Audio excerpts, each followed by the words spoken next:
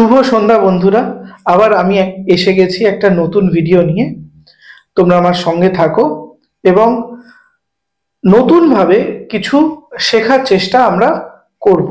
ঠিক আছে, এখানে আমাদের চলছে ফুড এসআই 2014 এর ম্যাথামেটিক্সের পেপারগুলোর অ্যানালিসিস, এবং আমি যতটা সম্ভব চেষ্টা করেছি এগুলোকে টপিক ওয়াইজ ভাগ করতে।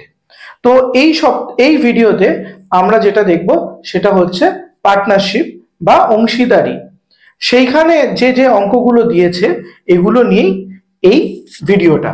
তো যতগুলো 3টে কি 4টে এরকম একটা অঙ্ক দিয়েছে, আমি সেগুলোকে সলভ করে তোমাদেরকে বোঝাবো, এবং মানে যাতে তোমরা মুখে মুখে করতে পারো সেই ভাবেই আমি যাব। তো সময় নষ্ট না করে আমরা শুরু করে ফেলি। কোয়েশ্চেন নাম্বার 1, অংশীদারি ব্যবসায় রাহুল, রোহিত, রৌনকের লগ্নির পরিমাণ যথাক্রমে 3,500 টাকা, 4,500 টাকা, 5,500 টাকা।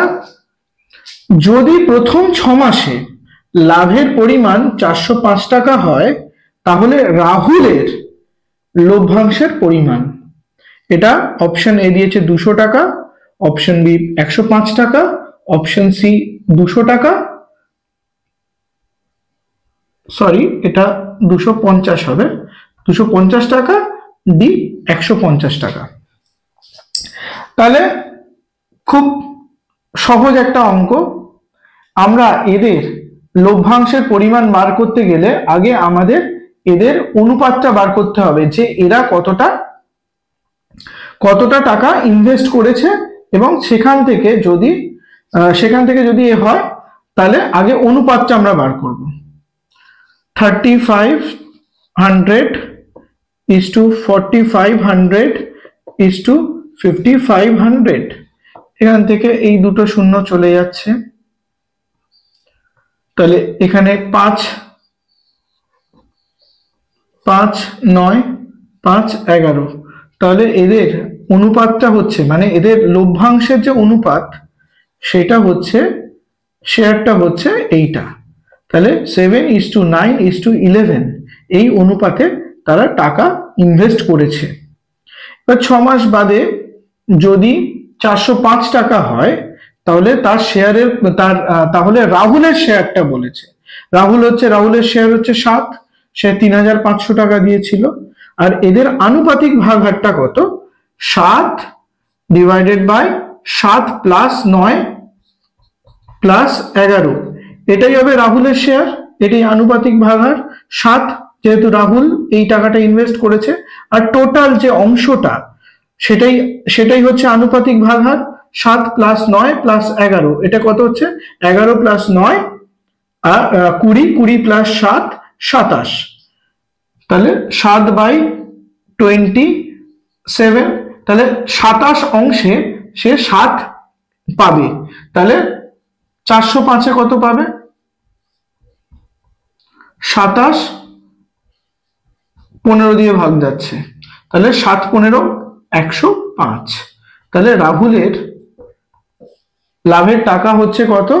105 টাকা। এবার এটাকে আমরা মুখে মুখে করার চেষ্টা করব। ঠিক আছে, তোমরা আমার সাথে বলো যে ওদের এটা কত হচ্ছে? 3,500 আমার দেখার দরকার নেই, এই শূন্যগুলো দেখার দরকার নেই। 35 45 55 এটার উপর ফোকাস করব। 35 45 55 মানে 7, এটা হচ্ছে 9, এটা হচ্ছে 11। 7 9 11 চলে এলো আমার রেশিও। তাহলে আনুপাতিক ভাগার হয়ে আমাকে রাহুল বলেছে, তাহলে রাহুলেরটা আমি বার করব 7/27। তাহলে এখান থেকে 405 থেকে 7 আমি বিয়োগ করব, একদম ডিরেক্ট এখানে চলে আসবো। পেন ওয়ার্ক আমরা মিনিমাম করব, পেন ওয়ার্ক আমাদের বেশি করার কিন্তু কোনো প্রয়োজন নেই। ইন্টু 405, এখান থেকে আমার যদি মনে করে ভাগের এতে করতে হয়, তাহলে আমি প্রথমে 4 আর 5 যোগ করলে 9 হয়, তাহলে এটা 9 দিয়ে যাবে। 4 9 36, আর এখানে আবার 4 থাকছে, 5 9 45 আর 3 9 27। তাহলে এখানে 3 আর 45-এ কাটা গেলে 15 হলো, 7 15 105 আমার আনসার বেরিয়ে গেল।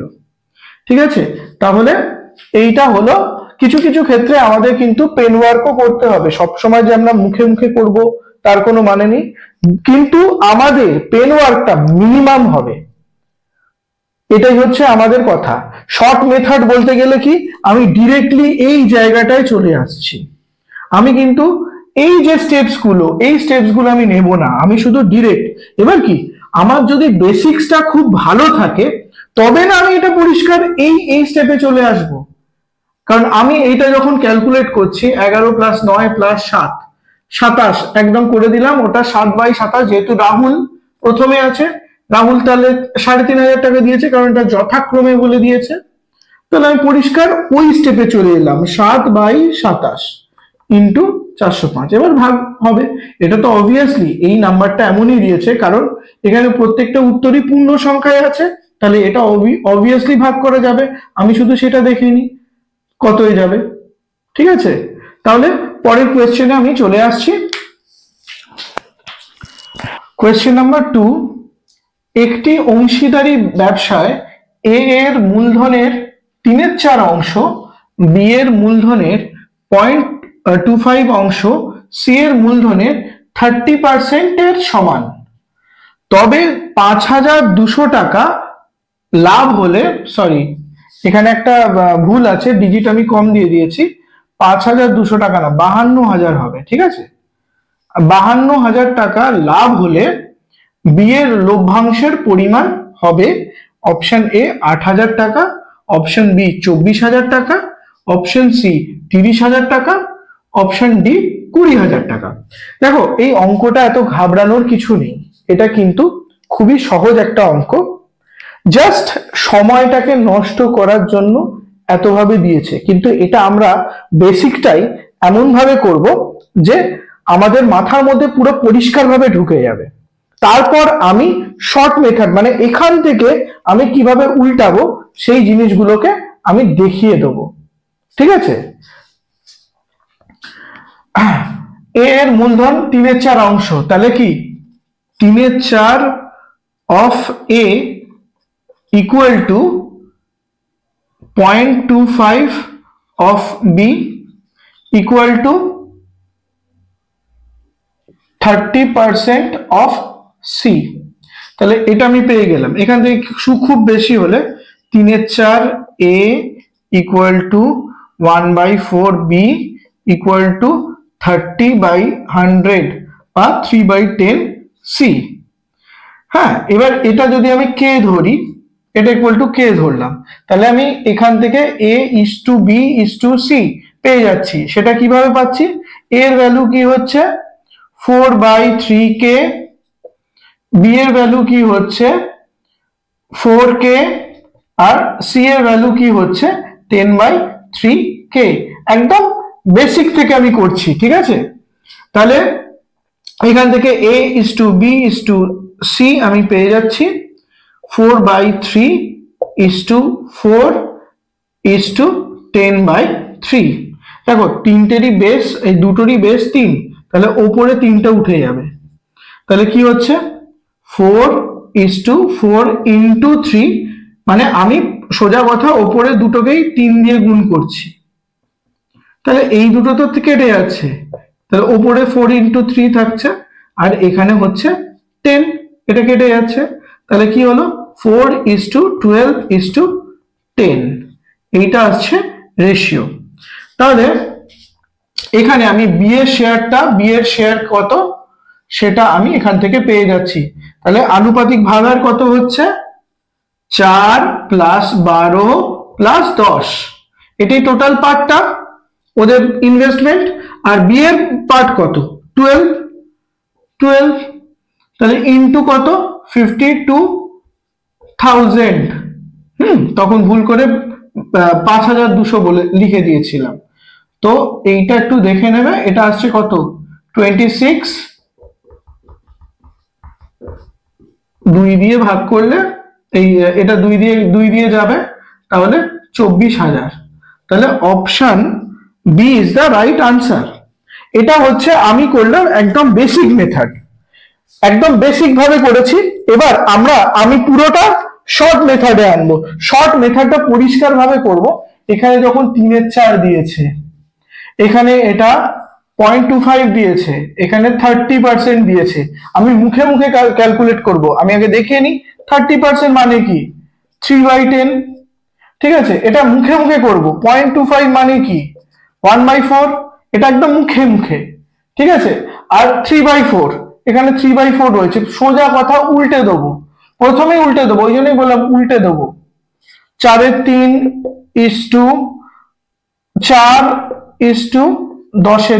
একদম এখান থেকেই আমি শুরু করব, পুরো উল্টে দিলাম। তাহলে বন্ধুরা বুঝতে পেরেছো তো যে এইটা আমি প্রথমেই উল্টে দিচ্ছি। এবার আমাকে বুঝতে গেলে কি হবে, এই বেসিক গুলোকে আগে জানতে হবে। আমি যদি এই বেসিক গুলো প্র্যাকটিস না করি তাহলে কিন্তু আমার শর্ট মেথডটা আমি বার করতে পারবো না।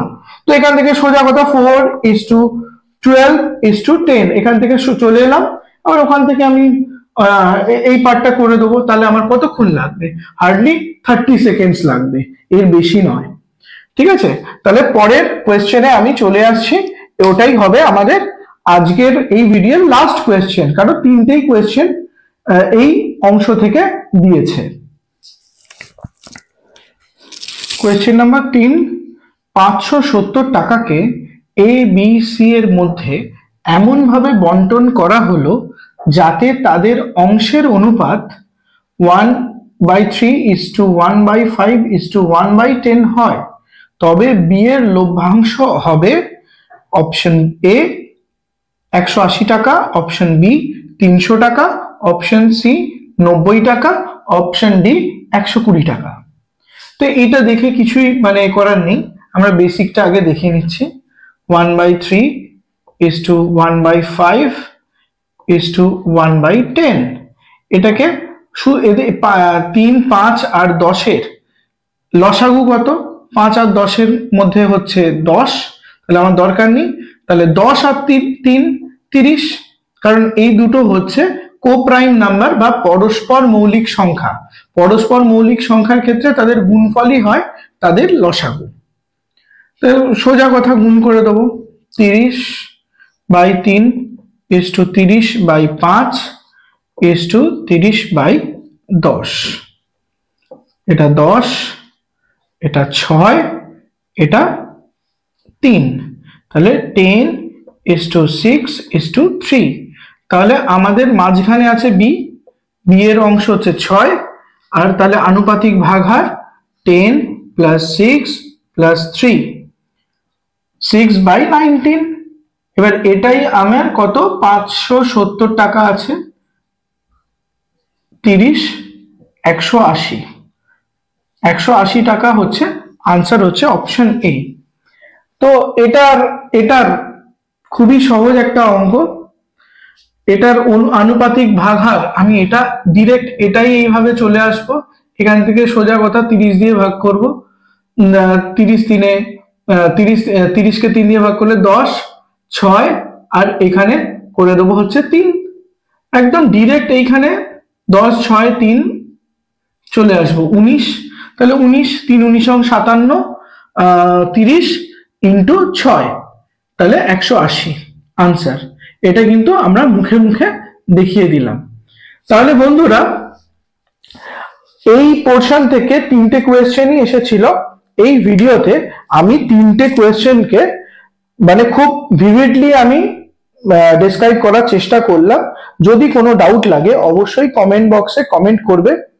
আর এই ধরনের অঙ্ক যদি আটকায় বা কিছু হয় অবশ্যই আমাকে জানাবে কমেন্ট বক্সে, আমি অবশ্যই চেষ্টা করব রিপ্লাই দেওয়ার। তোমরা একদম আনন্দ সহকারে পড়াশোনা করো, ফ্রি মাইন্ডে ম্যাথ প্র্যাকটিস করো, মুখে মুখে করার চেষ্টা করো। যেভাবে আমি বলছি সেইভাবে যদি মুখে মুখে তোমরা করো, কিছু দিনের মধ্যেই তোমাদের স্পিড কিন্তু এমনি বেড়ে যাবে। হয়তো প্রথমে হচ্ছে না, কারণ দেখো আমাদের ভিজুয়াল মেমোরি কিন্তু কম, অন্তত ম্যাথের ক্ষেত্রে বা নাম্বারের ক্ষেত্রে। নাম্বার কিন্তু আমরা খুব একটা মনে রাখতে পারি না, তো নাম্বারটাকে মনে রাখার চেষ্টা করো। ধরো কোনো একটা জিনিস মনে থাকছে না, এই অংশটা মনে থাকছে না, তাহলে 30/3 এইভাবে করে একটা একটা করে লিখে নাও, তাহলে মনে থাকবে। একটা একটা করে লিখে নাও, ভেঙে ভেঙে লিখে নাও, তাহলে হবে, কিন্তু কিছুটা হলেও মনে করার চেষ্টা করো, কারণ ব্যাপারটাকে ভিজুয়ালাইজ করার চেষ্টা করো, তাহলে অনেক সহজ হয়ে যাবে। কারণ কত তুমি শর্ট ট্রিক শিখবে, কত তুমি শর্ট ট্রিক মনে রাখবে? শর্ট ট্রিক বেশি মনে রাখা সম্ভব না। প্রচুর এই নিয়ে ভিডিও হয়, প্রচুর আলোচনা হয়, কিন্তু আমার মনে হয় পরীক্ষার হলে এসব কিছু মাথায় থাকবে না, তখন তোমার মাথাই খারাপ হয়ে যাবে। তাই ফোকাস করো বেসিকের ওপর, তার সাথে সাথে মুখে মুখে অঙ্ক করো, এবং ফাইনাল যে প্রোডাক্ট গুলো হচ্ছে, গুণ ভাগের জায়গাগুলো যেখানে আসছে ডিরেক্টলি সেখানটা আসার চেষ্টা করো, তাহলে দেখবে কোনো অসুবিধা হবে না। ওটাই হচ্ছে শর্ট ট্রিক। ঠিক আছে, তাহলে শুভরাত্রি, তোমরা ভালো থেকো।